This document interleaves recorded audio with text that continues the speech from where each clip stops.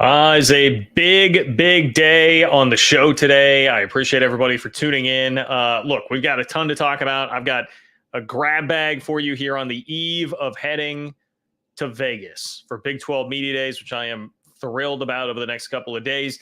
And yes, as you see in the headline of the video, we are talking about the same team that we talked about a couple of weeks ago. Maybe it was like a month ago that we got the Greg Pflugar little news drop about, as you can tell by the thumbnail, the Kansas Jayhawks and potentially being included in the next wave or two waves of conference realignment and having a puncher's chance, which is what I would put it at, a puncher's chance of making it the next wave of realignment or two to the SEC or Big Ten, which, by the way, would not in any way, shape, or form doom the Big 12. But that has now come up again. And I'm going to play you the audio of somebody else who is saying that. This is not me. This is not Greg Pflugar. This is now somebody who I tell you all the time, I believe is one of the most respected college football voices out there right now. And somebody who is definitely informed, has a bit of a more traditional media background if you were not somebody who latched on to the way that Greg Pflugar phrased this. Okay, so we're going to talk about that. We're going to talk about the ACC and the Big 12 because that talk really seems to be heating up.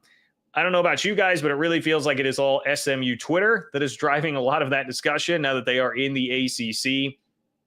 But my timeline has just been filled with ACC, Big 12 back and forth. So I do want to address some of that.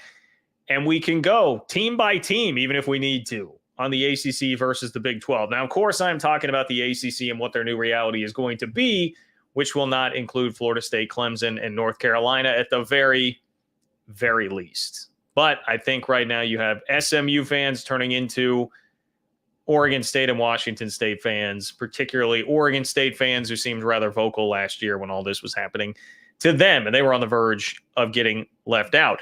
I have my official Big 12 champion pick for you today. I have decided on that. After doing a lot of research, I had Thursday and Friday off, so I had time to do a bit more of a deep dive. Obviously, it's too late for me to turn in my preseason poll, but I'm going to tell you who my Big 12 preseason pick to win it all is today as well. So this is a big day on the show, and I haven't even gotten to the big news, okay? The big news today is I have been teasing this out for a little while, and by teasing, I basically mean telling you it's close, guys. I swear it's close. Hopefully next time, hopefully next time, hopefully next time. Well, this is next time, okay? I am announcing a new project that I am working on. And if you are somebody that supports me, supports the work that I do here on this channel, or you're just a Big 12 fan in general, even if you don't really support me, I'm telling you, this will be something that you will like. It is a way to get your Big 12 news without having it filtered through an SEC or a Big 10 prism. And it is through the Big 12 newsletter that I have launched called Open for Business, right?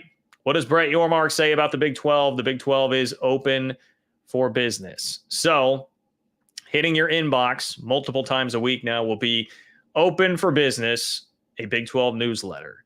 It will give you not only all the headlines that you need to know, in some ways it's kind of like a cheat sheet for what I do on the show here, but even on the show, sometimes that has to go a bit more broad than just the Big 12. If you're really looking for just hardcore Big 12 news, that's what you're going to get in the newsletter. So you'll get the story sent to you. You will get my analysis. You'll get more long-form analysis. We'll include some interviews. I'm going to try a number of different things in the newsletter as far as content goes, and we'll see what you guys like the most. And you will have some input on that as well. But I would really appreciate it if you go click the link in the description of the video.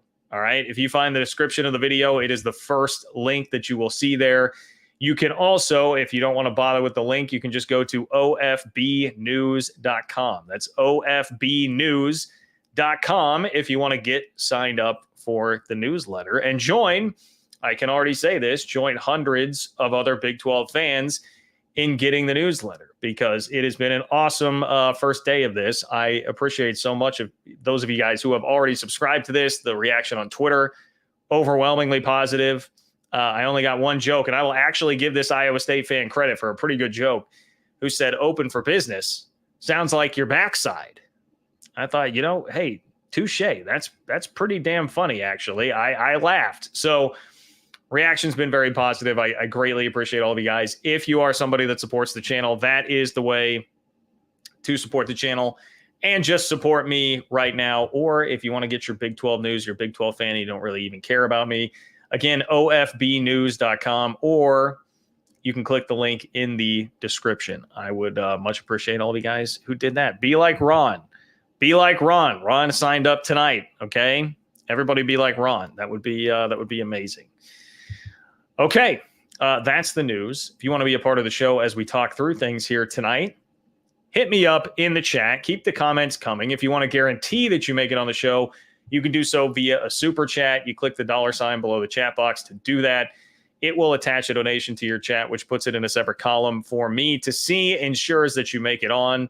Would be amazing if you did that. Those of you guys who do support. But hey, I understand. If not, ofbnews.com, sign up for the newsletter, and just like the video. Give me one click, just one like. That is a very easy way to support the channel as well. Keep the comments coming. And if you are not watching live, it's John-Kurtz-4 on Venmo if you would like to make a contribution there. And if you leave a question or comment there, I will get to your question or comment to kick off the next show. So plenty of ways to be a part of this. And I want to keep you a part of the discussion as well, even if you are not joining me live. So that's the setup for today. Here is the content. Josh Pate, I know I bring him up a lot lately, but I feel like for those of us in the Big 12 world and that are following what's going on in the ACC, he has had a lot of really newsworthy things to say lately. Much of the attention has been focused around his comments about the ACC and his insinuation that perhaps this month, July, is when we will see the first big bomb drop, at least like a news bomb about what is going to happen as far as the ACC's future, which we know it's inevitable. Florida State and Clemson will be gone, but what beyond that, and when is it going to happen? How is it going to happen? What will be the outcome of this? So we have that. But then Josh Pate, I will give him credit as an SEC guy and somebody that has to pay attention to the entirety of the sport, and he is all about Big Ten and SEC, these big fan bases he needs to placate in the Big Ten and the SEC because they do drive a lot of the narrative on the sport. This is why, by the way, you go to ofbnews.com if you want to get your Big 12 news and not have to worry about all that. But in the midst of all that, he does talk a decent little bit of Big 12, and he will stick up for the league. In fact, he was really sticking up lately for the state of Kansas when he was asked what is the most underrated state for college football in the country right now. He said the state of Kansas and gave a lot of credit to, first and foremost, the coaches that the both schools have there. Both of them have had coaches that we power rate inside the top 15 in America. Did you hear what I said there? And for those of you who are older, now think about the impact of that statement. Maybe if you're 15 years old, you don't know any better. Well, let me educate you. Kansas is supposed to suck in football. Kansas State is supposed to look at posters of Bill Snyder and talk about what once was. They're not supposed to both be this good. History says. Well, the joke is on you, Josh Pate. I am looking at a poster of a Bill Snyder team right now, and I still get to enjoy Chris Kleiman and what he is doing at K-State. But obviously, very fair comments, I think, across the board there about what's happening at KU and K-State. And this is where the conversation starts to turn into the real meat of this, right? Because KU and K-State are producing at a higher level than most would think right now. Another piece of this is you have to make the investment from a facility standpoint. It's obvious what Kansas is doing right now. We know that they are in the process of building a new stadium. That's why they will not be playing at a traditional home stadium this year. They'll be playing some games at Arrowhead, playing some games where Sporting KC plays.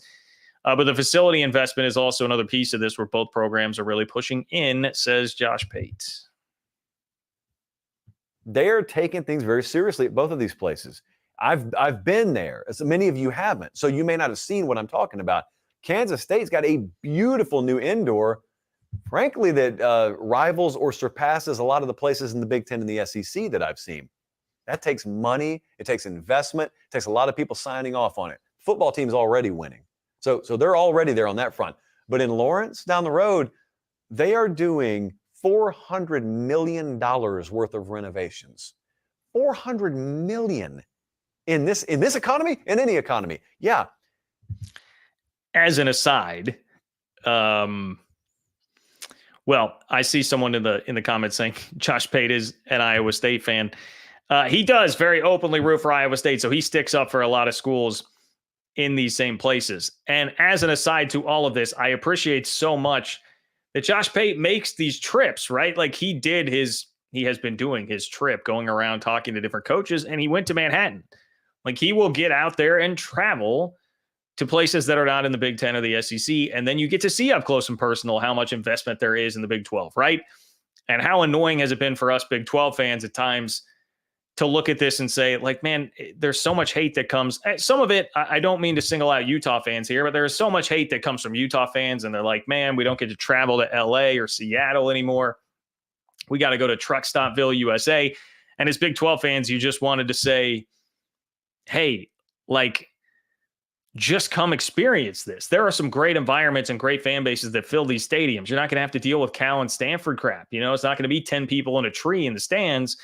It's going to be totally full. And Josh Pate will do his homework and actually go see some of those places. He went to the K-State Oklahoma State game not that long, 2 years ago, for instance. And then obviously on his coach tour, as I mentioned, stopped by and visited Manhattan. So he pays attention and he will actually go see those things. And I do think that some folks in SEC and Big Ten country would be surprised if they actually did that. So you got to give the guy credit for that. He is also somebody that, because he does that, I mean, you see how many coaches he talks to on the road doing these tours, like he gets a lot of access. AKA, he is somebody that's trusted with info. Like I do believe he is a pretty connected guy, and his profile has continued to rise to the point where he is one of the bigger national voices in college football right now. And he has done it in a non-traditional route. I say all that to say, when you hear this next clip from him, I don't think it's totally by accident. Now, does that mean that I'm telling you, because people will run with this in a different direction and in a direction that they think I'm saying this is happening right now, this is a certainty that this is happening? No, I don't think any of that. But I do think if he is mentioning this, it probably is a possibility. And once again, remember where his roots are. Josh is a Georgia guy. He comes from SEC country. That's really where his bread is buttered. And this is what he had to say, extrapolating on the facility investment that we're seeing right now from the University of Kansas. You know what I wonder? And I don't want to take a knock at the conference that I just deemed America's College Football Conference, but everyone's talking about conference realignment, and everyone's talking about where Florida State could go, or Clemson could go, or North Carolina could go. Hey, I wouldn't just look over Kansas. I wouldn't just completely overlook what they're doing in Lawrence. And that's multiple sports, but I'm talking about football. I'm not talking about what they were. I'm talking about what they are and what they could and probably will be down the road. You do not inject $400 million, mid nine figures, into your athletics to just stand pat. You don't do that. So for everyone talking about conference realignment and you know, the flashy object over here, don't forget to look over there as well. So don't look past Kansas was the message there from Josh Pate as it relates to conference realignment in the SEC and the Big Ten. Now, taking this piece by piece, that honestly is the most important part of it to me. Just him merely saying, don't look past Kansas, because as I said, he's well connected. He is from the SEC. Greg Pflugar fairly recently said that he had heard Kansas was at least getting a look as a possible candidate in this next round or next two rounds, however you want to really view it, of conference realignment. So I would think the SEC is more of the primary target here, even though the Big Ten is the one that, like, in a traditional sense, you would think makes more sense here. All right. The rest of the clip where he's saying, hey, you don't invest $400 million just to stand pat. That is, I think anybody can understand that, right? Like, Kansas is not building the new football stadium and putting all this investment into it just because they think they need to be competitive in the Big 12 for the future. You do that because you know that we're at just a crucial time in college athletics where you're always competing for trying to take the next step. You are always competing for making yourself as attractive as possible for the SEC or Big 10 or whatever the next wave is going to do, however it's going to work out, if it's Super League, whatever it is, you got to stay ready. And that is what they are trying to do. And even the biggest Kansas haters out there would have to admit that, like, Travis Goff has done an excellent job at putting Kansas in the best position possible. The guy hired Lance Leipold. Basketball keeps doing basketball things. He's pushing the stadium forward. However it's been done, there are some K-State fans that would tell you they don't love the fact that some of it is taxpayer money that's being used, but you got to give the guy credit. He figured out how to do it. And so Kansas is very much putting themselves in that best position possible to be right there. Now, doesn't mean that Kansas would be the only one that has a shot. Doesn't mean that Kansas even will go. But I would say that right now they appear to be, based on the recent smoke, the one that seems to have the best possibility if that were going to happen. I'm going to tell you a little bit later on in this video about how I think another Big 12 team could put themselves into position, and not a specific Big 12 team, but any number of a handful of Big 12 teams could put themselves in position. And it's because basically of the expanded playoff. And it's something I don't think enough people are talking about.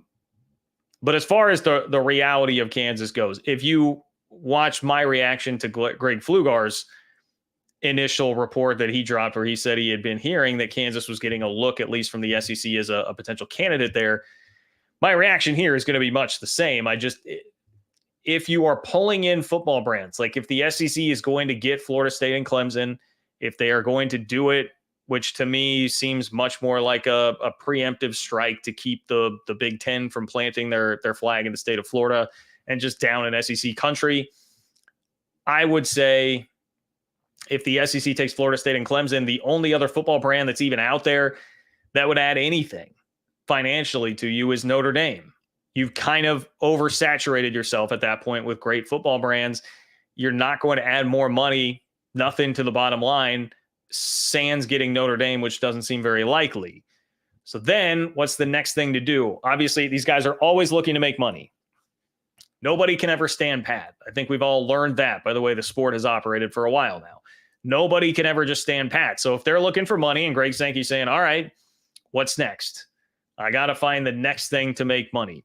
How do you start squeezing more value out of this? Well, you look down the road at a guy like Brett Yormark. How did Brett Yormark start squeezing more value out of this? Emphasizing basketball. Emphasizing basketball. How do you get more value out of what you have, your entity? You emphasize basketball. So if you've got Clemson, Florida State, North Carolina, say, coming in the next round, and you pulled in the Tar Heels, well, that's a pretty big basketball brand. Now, you could pair them with Duke, and that would make a lot of sense, right? Tobacco Road, and maybe there's your four, and you're set and done. And that's why I don't think any of this is a surefire thing at all. But Kansas is a pretty good basketball program, too, if you wanted to go grab them. And suddenly you can market Clemson and Florida State, add them to the football fire. You've got a ton of huge brands there. And then your basketball product includes Kentucky, Kansas, North Carolina. That's going to sell. I mean, that is definitely going to sell. College basketball is a tough sell right now during the regular season. But if you have Kansas and Kentucky playing a conference game or playing twice a year, or if you have North Carolina and Kansas playing, that's something that you could definitely sell if you are going to try to squeeze more value out of the product that you have. So I think that's kind of the idea here and what the exploration would seem to be about. So I don't think, again, it's a slam dunk because Duke is still out there. How do the ACC chips actually fall, first of all? But Duke is still hanging out there. NC State is still working the political realm within the state of North Carolina, that board of governors, to try and attach themselves to North Carolina wherever it is that they go. So that could still very much be a possibility. There's a lot, I think, that would have to fall in place. But I'm explaining to you why I think you're starting to hear this from folks, because people are understanding like some of the value of basketball. Josh Pate, I know the discussion he was having was more along the lines of football.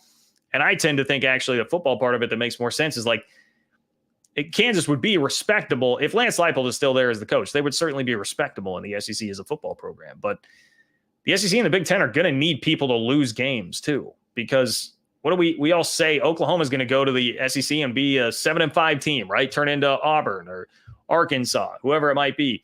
Well, those fan bases are going to start to get frustrated. Like they need someone to go in there and lose games to some of these big brands that they've now concentrated up at the top. And if you're bringing in Duke, Kansas, North Carolina, like those can be the football programs that start to lose some of those games. So Josh seemed to be more along the lines of, hey, look at what they're doing in football and what they could become.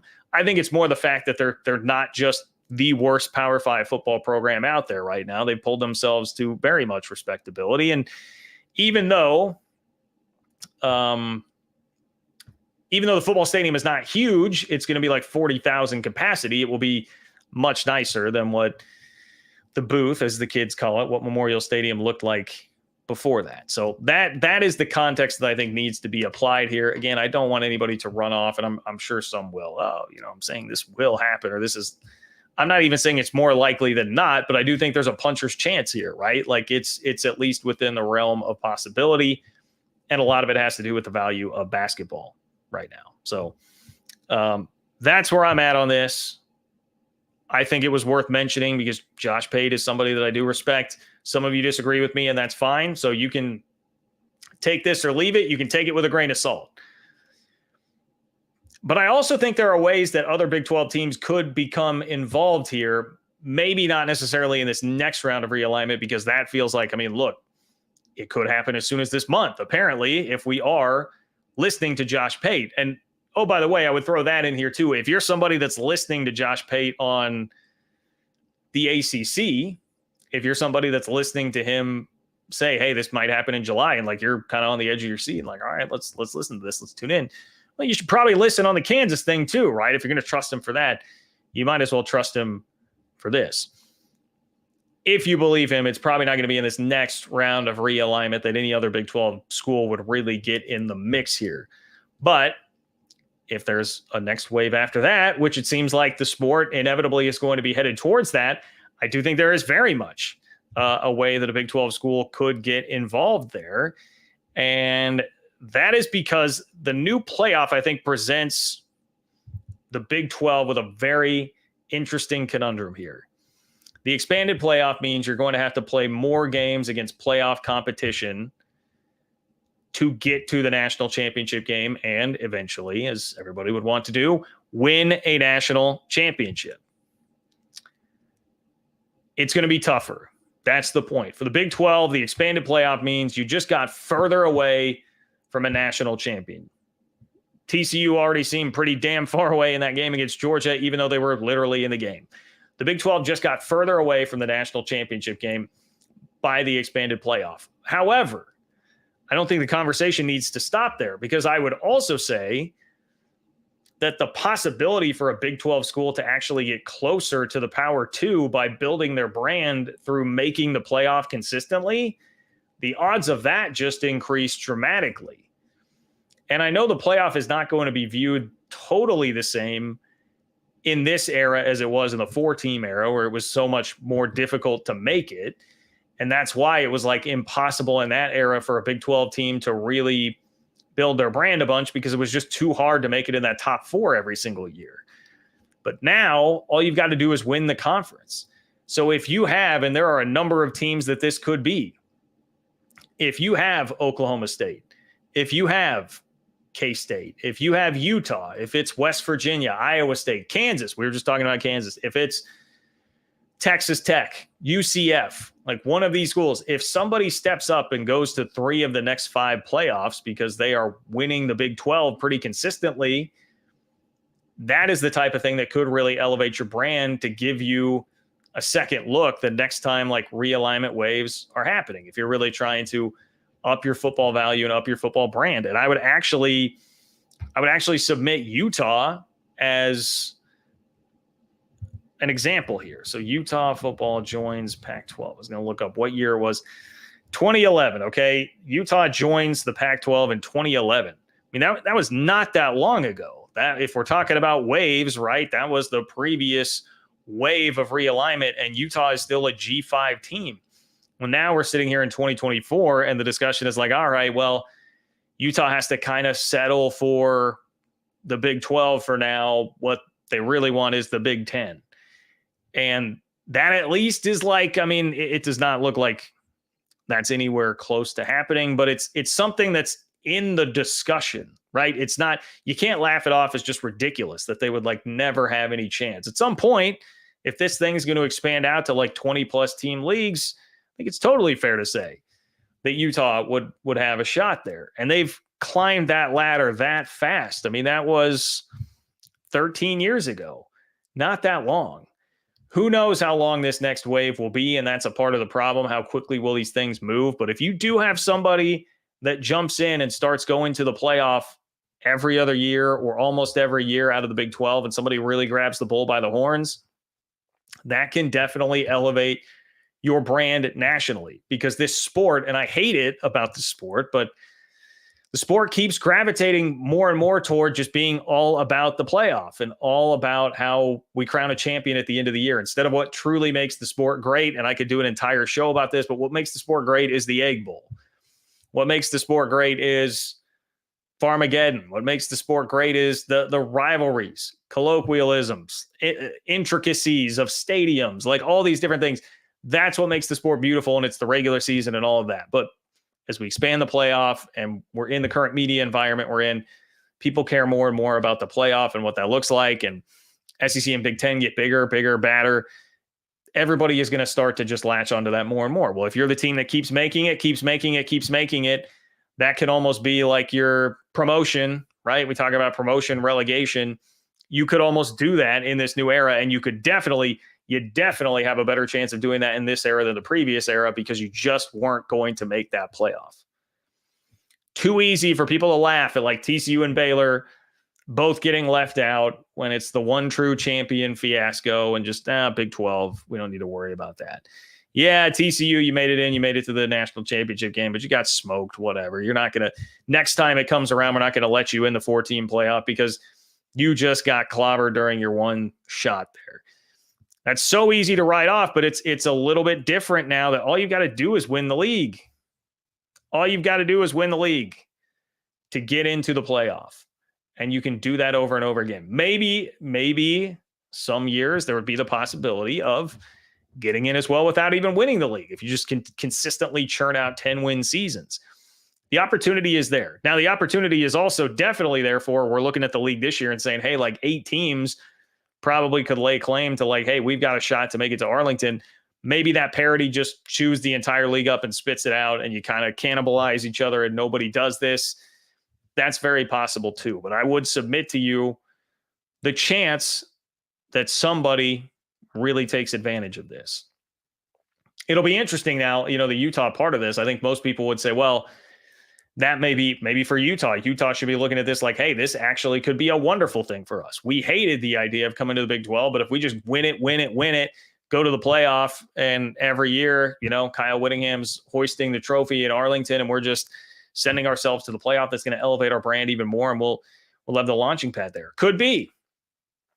I also wonder if Kyle Whittingham's going to be done after this year now that we have a head coach in waiting named, right? Like how much longer is he going to do it? It's one thing I'll be interested to try and get some insight on at Big 12 Media Days on Tuesday and Wednesday. Because again, I fly out to Vegas tomorrow. So a lot to uncover there, but that could be, Mike Gundy always seems like Mike Gundy has won 10 plus games 8 of the last 18 years.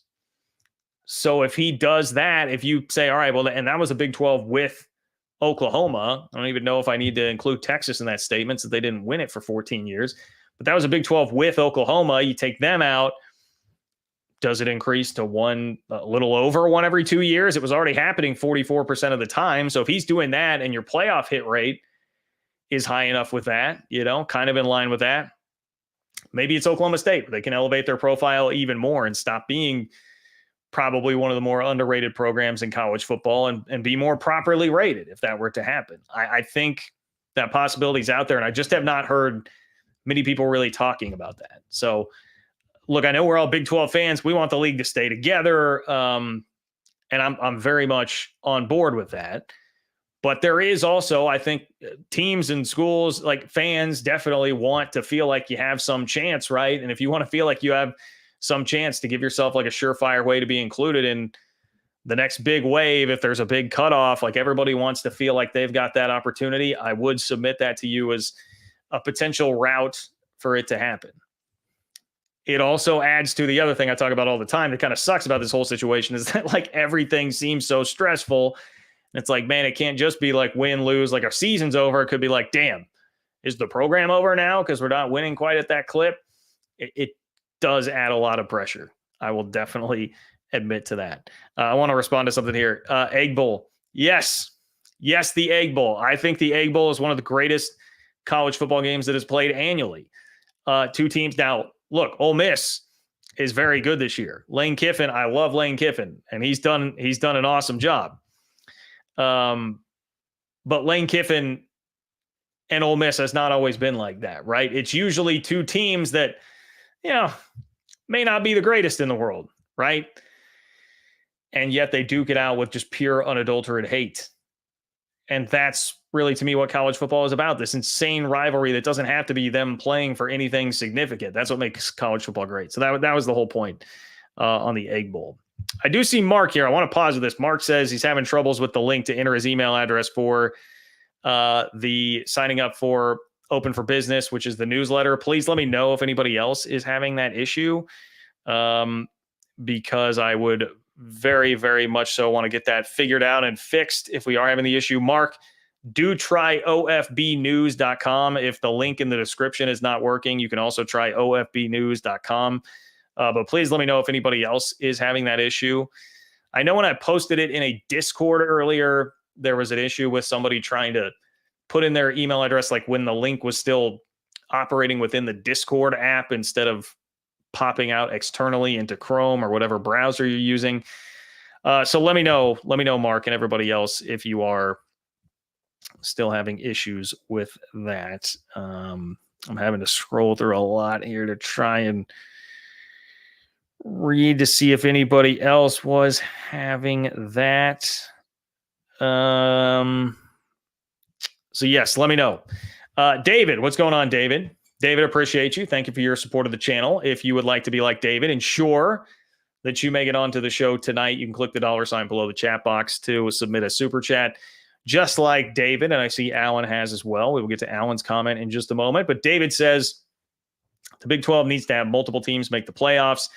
If it is one team 3 out of 5 years, that team is off to the Power 2. Yeah, so David, if you are looking at this from a Big 12 perspective, you want that conference to remain completely intact and you don't want to lose anybody, then yeah, that probably is the best route. That probably is the best route in all of this, is that you would want Oklahoma State to win this year, Utah the next year, then K-State, and keep switching it around, and you maintain that reputation as the most fun conference to watch that's so unpredictable and anybody could win it. You don't want to become top heavy in that respect, right? I mean, it's kind of like if you look at the Big Ten pre-expansion, like pre what they're welcoming in now with USC, Washington, Oregon, the Big Ten was way too top heavy. I mean, it was Ohio State and Michigan, and then nobody else really doing anything up at the top. I will not accept Penn State into that discussion. You guys know how I feel about Penn State here on this channel. It was Ohio State, Michigan, and then a bunch of rummies, essentially. There was nobody that was stepping up to do a whole lot in terms of really, truly competing at a national level, and you would not want to develop that because then you would be at risk, obviously, yes, of losing those two schools. So I just have not seen a lot of talk about that angle. So I'm with you, David. If you are concerned about the overall health of the league, just not losing anybody, that would be it. Now, I also think the Big 12 is in position, and I should have tacked this on to the Kansas discussion earlier. Like, if Kansas were to leave, the Big 12 is certainly not going to crumble. Is it a hit to your basketball brand? Yes. Is it a hit to the conference? Sure. Yes, it is. But it is by no means that's not Texas or Oklahoma leaving. That's not Florida State, Clemson. It's not something like that that's going to sink the ship. It would certainly be a shot across the bow, though. It definitely would be. Appreciate you, David. Seems like a pretty lively discussion in the comments today. Allan, what's up, Allan? Interested? I was interested to see what you would say today, Allan, because I know you're Big 12 purist. Allan says, John, makes no sense for KU to go to the Big 10 or, God forbid, the SEC. It would be a step down in basketball and a harder road to the college football playoff. I've already said what I think about Mizzou and Kentucky. Rock Chalk Jayhawk Allan. Allan, I appreciate you so much, my man, for your take and your feelings on all of that. Obviously, I am somebody that's very, very partial to the Big 12 and the Big 8 myself. You're right that it is definitely a harder road to the college football playoff. And in basketball, yeah, it's a step down, but Kansas basketball is going to be fine, like no matter what happens. I mean, you could throw Kansas basketball anywhere. I think they would generally be fine. And the Mizzou and Kentucky thing, I will say, Alan, completely understand your feelings there after, having Twitter run-ins myself with those fan bases here pretty recently. But those things are also what makes it enticing, right? They look at that like, oh man, some great rivalries there, great games, great TV draws. If you're going to play Kansas, Missouri, if you're going to play Kansas, Kentucky, great TV draws there. So appreciate you, Alan. And for your sake, Alan, maybe this will just be a passing thing here, and it turns out to be Florida State, Clemson, North Carolina, Duke that go to the SEC, and they fulfill their basketball desires that way. So anyway, Alan, thank you so much, sir. I always appreciate your support of the channel. Thank you for being here. Al Bundy, what is John shilling now? I will tell you, Al. OFBnews.com is how you can subscribe to the Open for Business newsletter for all things Big 12. You want your Big 12 news straight to your inbox and without any kind of SEC or Big 10 slant. Most college football news comes to you these days through an SEC or Big 10 lens. Don't have to worry about that if you go to OFBnews.com and sign up, or you can just click the link in the description, assuming that is working. I see Ryan said he had the same issue, but eventually got it to work. So apologies for that, man. Apologies for that. It seemed like it was working. I did check the subscriber list. It looks like people are getting in from YouTube, from that YouTube link. But let me know if you guys are having any issues. I appreciate you sticking with it on that. So thank you, Al, for the opportunity to do that. And Al, thank you for taking in what I'm shilling on YouTube. You're here again. I see you pretty frequently in the chat. So thank you for being a part of what I've shilled in the first place, which was access to this YouTube channel. And as you know, you need engagement on YouTube for things to continue working and to get more views and subscribers and make more money. So the more that you're here, Al, the more that helps me with what I'm shilling. So I very much appreciate the opportunity to promote the new newsletter on that platform and point out to everybody how you can help. So if you guys want to be like Al and support the channel and what I am shilling here, you can like the video as well. That is a totally free way to do so. If you're not watching live, John-Kurtz-4 on Venmo, and leave your question or comment there as well. I will kick off the next show with it. And if you leave a super chat here on the show today, you will guarantee that you make it on the show. I see somebody, Bracket Cat, didn't have any trouble. Okay, so some people not having trouble there with that link. Sorry for anybody who is. Jeremy, by the way, I have seen a bunch of your comments, Jeremy. RIP to the light switch. I only have one light switch here in this room. I just took a peek at it for you. And yeah, you're right. Josh Pate is good. I probably should have gotten there sooner. Much like StreamYard, I definitely should have gotten there sooner. I can admit all of these things. See, this is why we're at newsletter time now, because I have finally decided to evolve. I am moving past just the conventional chains that were holding me into a place where I was too scared to do anything other than the way things had been working with the content. All right. We're taking some chances here.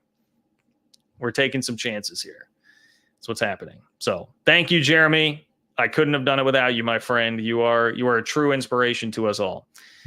Alpha Cat, no problem other than the damn survey. Well, hey, you don't have to take the survey. You can skip the survey if you want, but it's helpful information to me to know who I'm speaking to and what content it is that you guys would like. So thank you for taking the survey. I understand that it's not always the favorite thing in the world for people. You don't have to. It's only 5 questions. And it'll take about a minute of your time if you fill it out. If not, no worries, Alpha Cat. I completely understand. John has transcended. Indeed, John has transcended. That is very true. Oh, Big 12 championship pick. All right, Matthew wants to know my Big 12 championship pick. I did tease that earlier. So let me make sure that I give you guys the Big 12 championship pick, because I have decided on one. How do I want to set this up? I think we've all been overthinking this, Matthew, to be completely honest. I think we've all been overthinking who the Big 12 championship pick should be. And it actually became a little bit clearer when the media teams came out, like not just the All Big 12 media poll. I always do this. The All Big 12 team and then the preseason Big 12 media poll. Okay. Both of those things came out this week, and that gave you some clarity. Now, Oklahoma State was picked third. It's not like Oklahoma State was completely disrespected. They got 14 first place votes. It's that, don't get me wrong. I'm not trying to say Oklahoma State was totally disrespected, but I think we've been overthinking this a little bit. And I'm a K-State guy. Love the Cats. It's hard to go against Utah and the consistency that they've had as a program, and Kyle Whittingham. And if Cam Rising is healthy and stays healthy for an entire year, and he's the same guy that we last saw almost 600 days ago at this point, the last time he took a snap for Utah, then it is very hard to go against that. But I think Oklahoma State is the pick here. I am going on record now as saying I am picking Oklahoma State to win the Big 12 this year. Oklahoma State brings back 18 starters. 17 of those are on offense and defense. They did not lose a single starter to the portal, which, if you were paying attention last year, and I wish I could remember the name of the Oklahoma State fan who was just all over me for saying that it felt like it might be slipping away from Mike Gundy when they lost a bevy of starters to the portal, and there were questions about NIL and Gundy perhaps being too hesitant to dive deep into NIL. It was not looking good for the Cowboys, if we're being honest. It was not looking good for the Cowboys. But what did Mike Gundy do? Oh, he just figured it out and put together a 10-win season and went to the Big 12 championship game. And now he brings like everybody back, and it feels like all the momentum is back with Oklahoma State's program. So let's not overthink this. They've got 18 starters back. They've got the most players of anybody on the All Big 12 team. That's the part I was talking about where it became a little clearer once you looked at the All Big 12 team. Oklahoma State has 6 selections on there. That's more than anybody. Arizona has 5. One of those a specialist. Nobody else has more than 3. So Oklahoma State is almost doubling up everybody in terms of selections on the preseason All Big 12 team. And oh, by the way, I just did your tier list of Big 12 atmospheres, Big 12 home atmospheres, and Big 12 coaches. Oklahoma State's rocking the S tier on both of those. They're rocking the S tier on both. They have an S tier coach and they have an S tier environment, and S tier is the highest there. So we could argue about whether Utah is better, like Rice Eccles is better, or Boone Pickens is better, or whether Whittingham's better, or Gundy is better. But Oklahoma State is in the top echelon there. Plus, they're bringing everybody back. They have the momentum from last year, and they've got legit star power. Like Ollie Gordon and Nick Martin are stars. They are stars. So combined with me having a little bit of doubt and thinking that one of the under-discussed storylines in the league right now is that it will have been over 600 days by the time Cam Rising takes a snap for Utah, since the last time he took a snap for Utah, gives me just enough doubt. Just enough doubt. Utah's got a really manageable schedule, but they do have to go to Boone Pickens. I'm going to take Oklahoma State here. Mike Gundy has just been so damn rock solid consistent. He wins 10-plus games 44% of the time. His coaching career at Oklahoma State, 8 of the 18 years. And I know he did it last year, but literally every single year, I mean, it's an over 4-10 shot that you're going to be right with that. And if they win double-digit games, that's going to put them right there in the hunt. So I'm going Oklahoma State. Maybe some of it is, I heard Robert Allen on 365 Sports, who has like more access at Oklahoma State than anybody. I heard him talking about Allan Bowman looking very svelte these days. Allan Bowman trimming down. It's not that I'm like the biggest believer in Allan Bowman, but he certainly is solid, and they have the entire offensive line back, a ton back on the line. They've added some running back help with Ollie Gordon to take some of the load off of him. I really like their receivers. There's a ton to like about Oklahoma State, man. There really is. I think the infrastructure is there for Bowman to be a little bit better this year. So I'm I'm taking the Pokes. Let's see. What did that do to the chat? What did that do to the chat here? Wow. First thing I saw was Tate is trash. K-State, O-State, Utah. Yeah. Ugh, I see an ugh. All right. Yeah. I mean, it seems like the chat's at least like okay. Okay with my Oklahoma State pick there. I think the title game, the logical title game to pick as well would be Utah and Oklahoma State going for a rematch there. Utah just has such an easy schedule, guys. Like,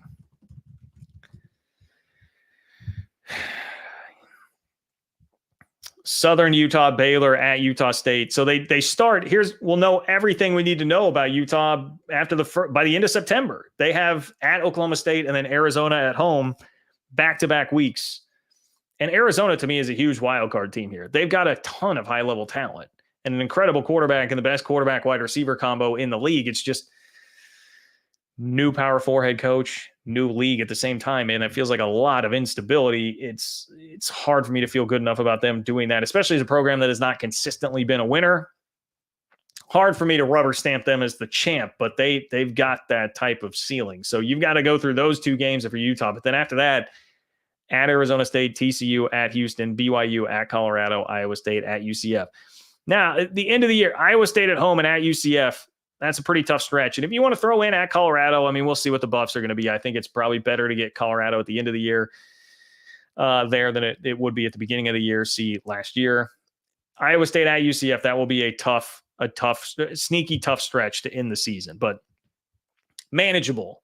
Manageable is the word I should have used there for the Utah schedule. It is very manageable. So that would be my pick for the title game. I think K-State and KU just on the outside looking in of that. Jalen Daniels health questions.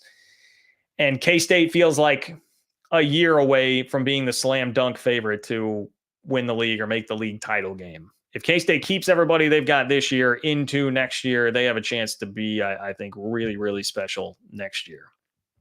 Okay, let's get to some super chats. Click the $ below the chat box in order to be a part of the show. If you want to do that, like BR James. What's up, BR James? Who did Kleiman have an interview with last year? Well, all I know is that Chris Kleiman was definitely contacted by Washington. He had a previous relationship with the athletic director there. I believe that was he at Northern Iowa? Is that where they crossed paths? There was a previous connection with the AD. And Kleiman was at least contacted early on, given some of the details about it, and he chose not to pursue it any further. So, you can always get caught up in semantics. Was he their top choice? I have no idea. I know that he was contacted about it, did not choose to go down that road. If you're talking about, there is one, Gene Taylor, K-State's athletic director, has said multiple times, hey, there's only been one time. I tell my coaches to be honest with me, and if they're really interested in a job and they're going to interview, like, just let me know, give me a heads up, that's fine. And he said that's only happened one time with Chris Kleiman. I do believe that was about the Nebraska job. And that obviously was not last year. So if that's what you're referring to there, I think the Nebraska job was the one that got his attention the most of anything that's potentially been out there. So BR James, I hope that answers your question. Matt Ritson. What's up, Matt Ritson? Matt Ritson said last week, Pac-12 Network and 7-channel off air for good. Yeah, say goodbye to the Longhorn Network and say goodbye to the Pac-12 Network. Cheers. What a great time it was. Pac-12 Network, Longhorn Network. I saw people joking that in its final hours, the Longhorn Network was playing for the 10,000th time the 2005 Rose Bowl, which, touche. That might be my favorite college football game that I've ever watched. Certainly not involving my team. I think it's the best college football game I've ever watched. So I will hand it to them. It's understandable that they played it so much, but you get the point. The inventory, the rest of the inventory didn't quite live up to it, to that game, to be playing everything else. So yeah, you know what? We'll drink to the Pac-12 Network and the Longhorn Network. David, what's up, David? David says he's going K-State to win the league. Utah breaking into a new conference is very hard. Gundy just seems to come up short every year. Yeah. Oklahoma State has only won the league once. If you want to push back on me, I would say there's a couple things here. For as great as Gundy has been and everything I just laid out there, he did only win the league once. I would push back and say Oklahoma was the boogeyman for them. Like Oklahoma was absolutely the boogeyman. There was something to that. Obviously, just the mere fact that Oklahoma is good, but as good as Oklahoma State was, they should have been beating Oklahoma more than they did.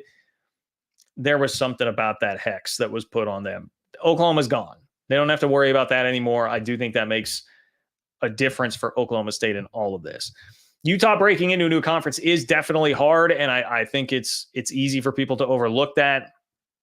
I would say, though, if there were ever a coach that I would want to have on my side trying to break into a new league, it's probably Kyle Whittingham, because that guy is just so not only great and excellent at elevating his roster, but also just like steady. He's just a steady personality, like just rock solid steady.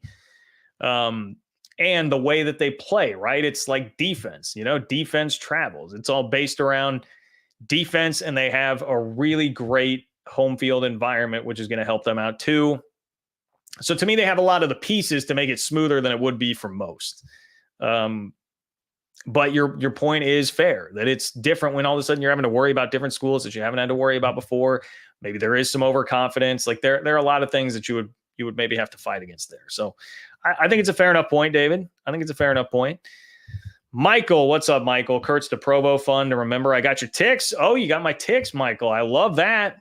Well, I will be there. I will be there. Okay. I got the Southwest credit card going nowadays, so I can hopefully get a little discount, get a deal on the flight to Salt Lake, and I will make it happen. Hell, I would like to get out there if I can. Maybe I can get out there like a day early, spend some time around there, get some content, use it as a content opportunity for the channel. I would love to do that. Maybe hang out with the BYU TV crew.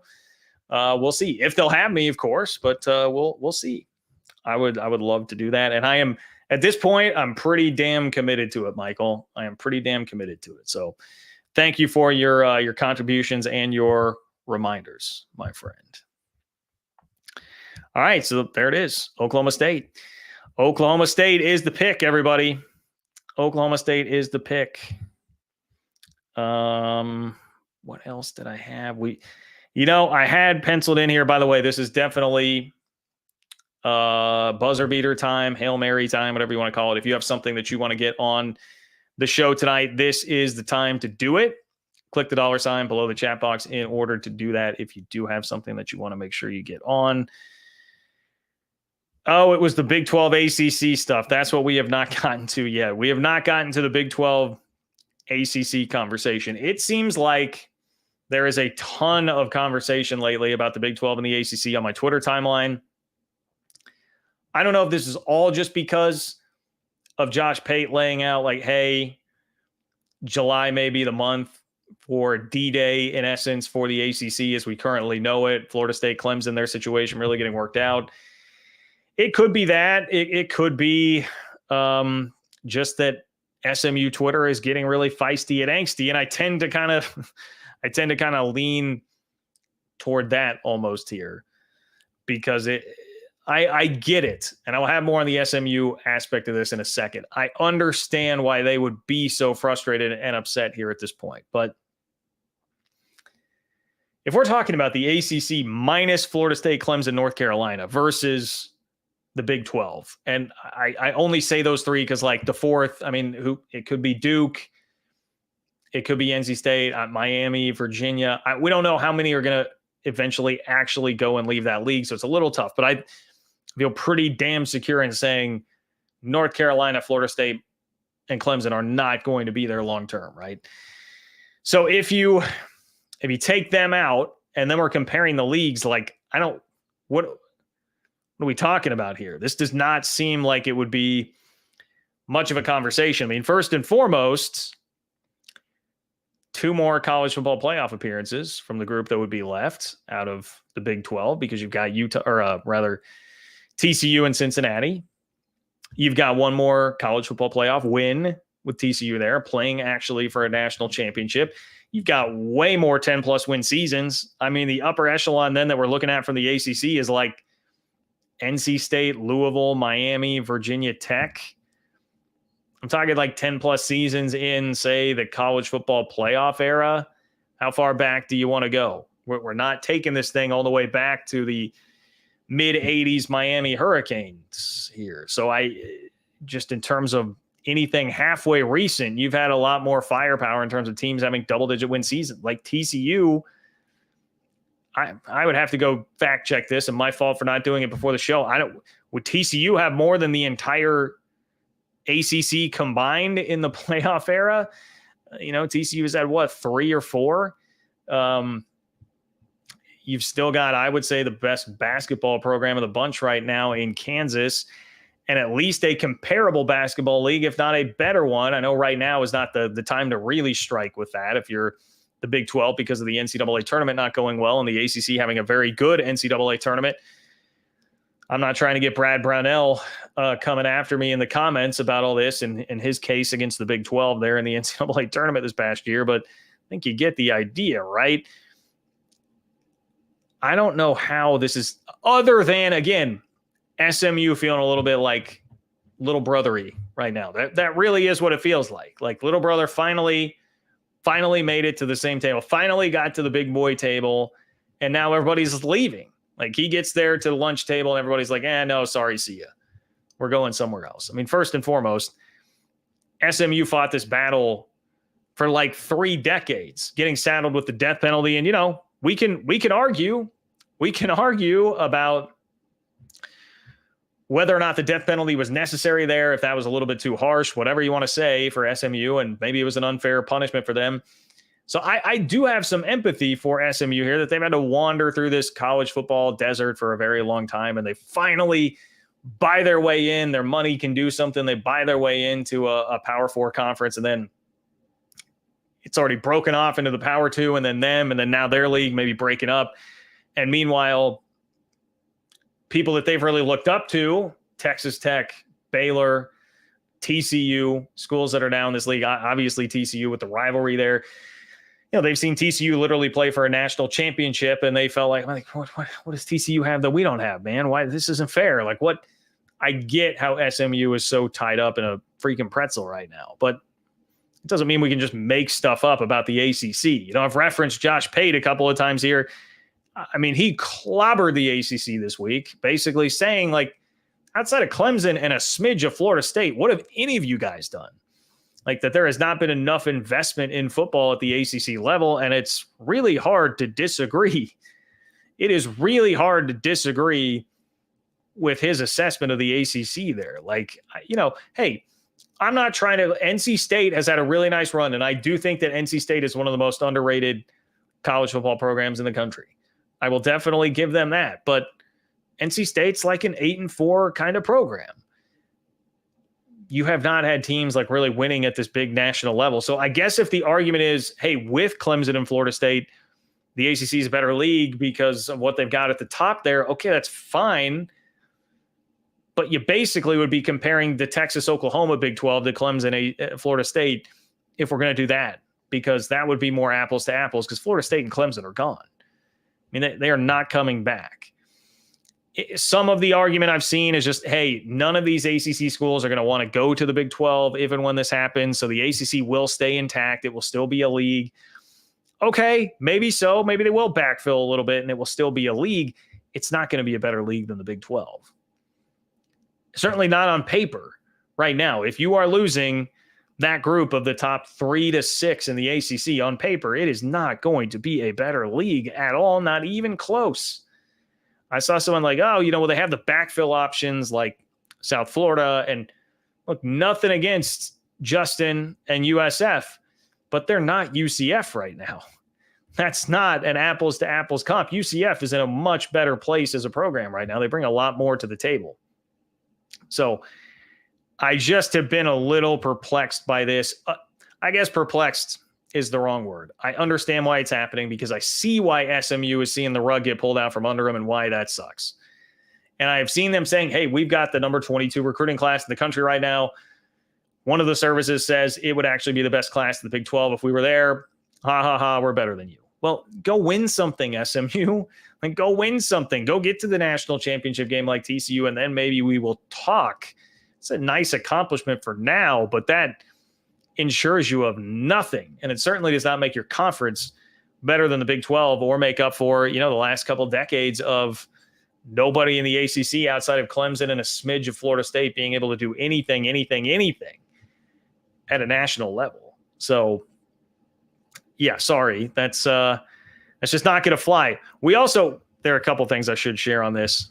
My guy, Coach Beans, I should have brought this tweet up sooner to exemplify this. The chirping that you're hearing about one recruiting class from SMU is coming from the same school that also brings you this 2-22 against Power 5 competition over the last 10 years. Now, I do have to laugh at TCU. Those two don't count. But 2-22 against Power 5 competition over the last 10 years. Okay, one recruiting class. That's nice. Cute story. But you need to actually be winning something here.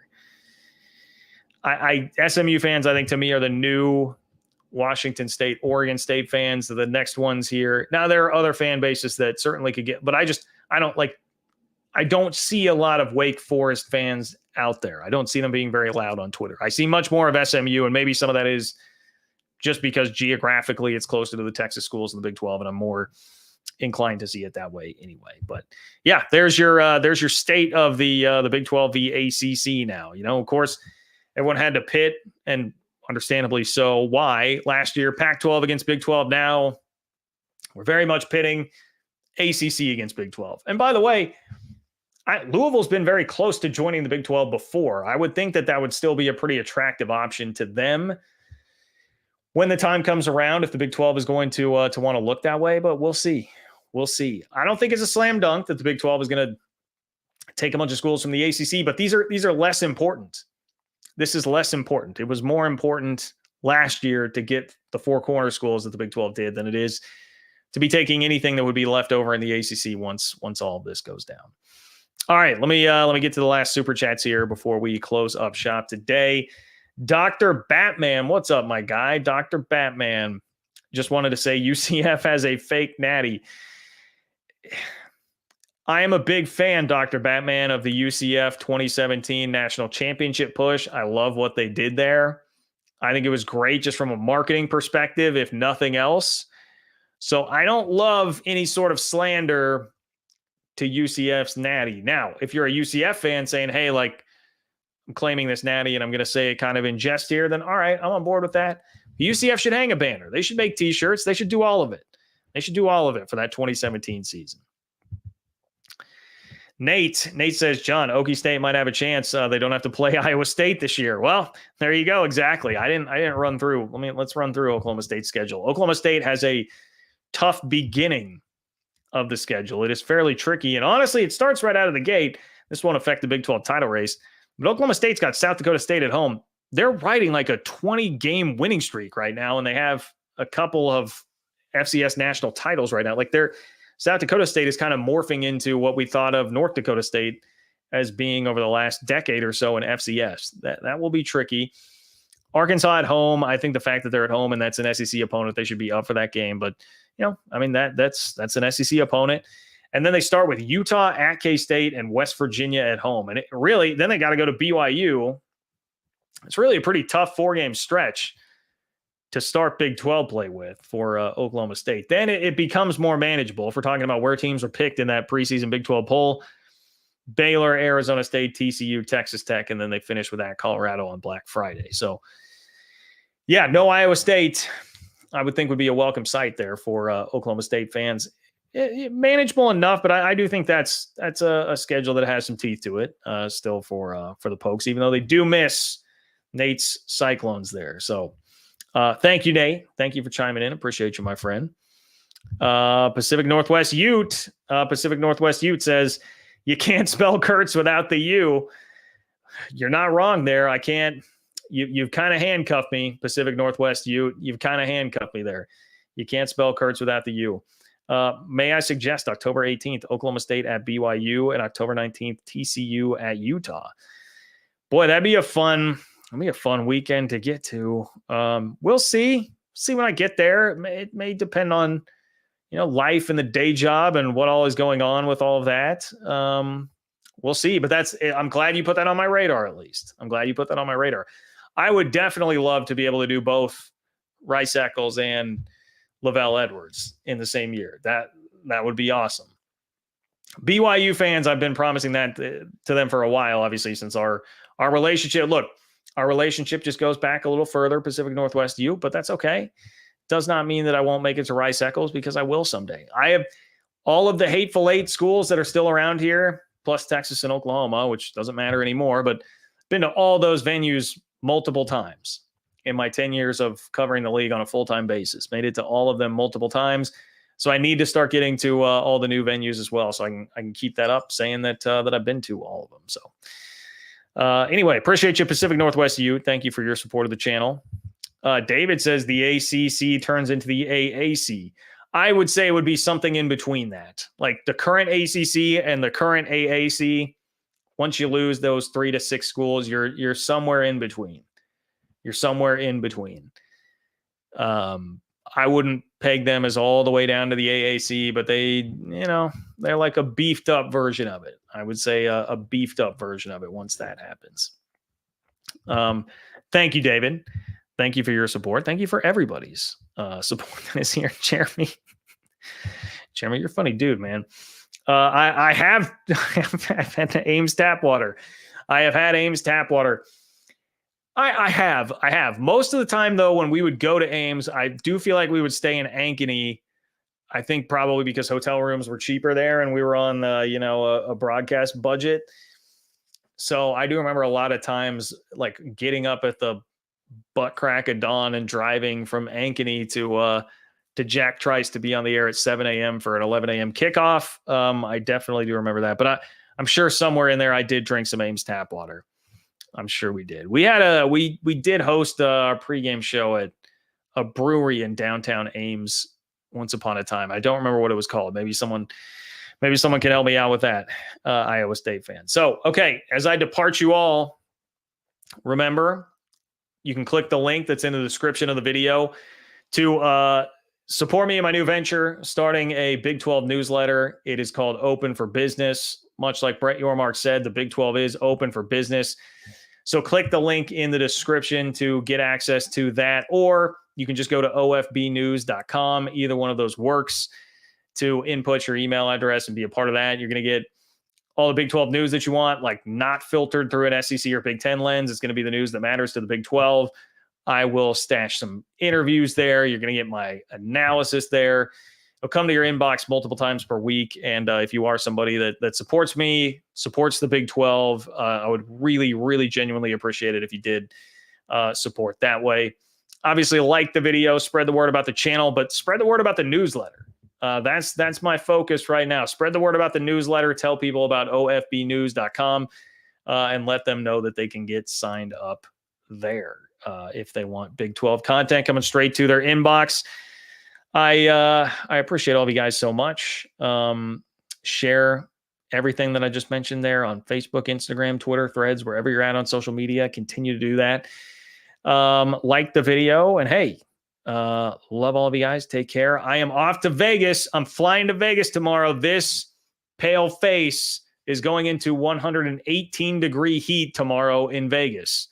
Fly out tomorrow afternoon. So wish me luck. But it's going to be a blast of a week, and you're going to get so much good content out of it. Not just from me, but from everybody that's going to be there. I saw people talking on Twitter today. Obviously, the 365 crew is going to be there, like Tim Fitzgerald, the Heartland College Sports crew, and I'm sure many, many others. I'm just thinking of the ones that I saw on Twitter talking about it earlier today. It's going to be a really good time. So you guys will benefit immensely from what is about to happen in Vegas. So take care. Love you guys. Talk to you soon.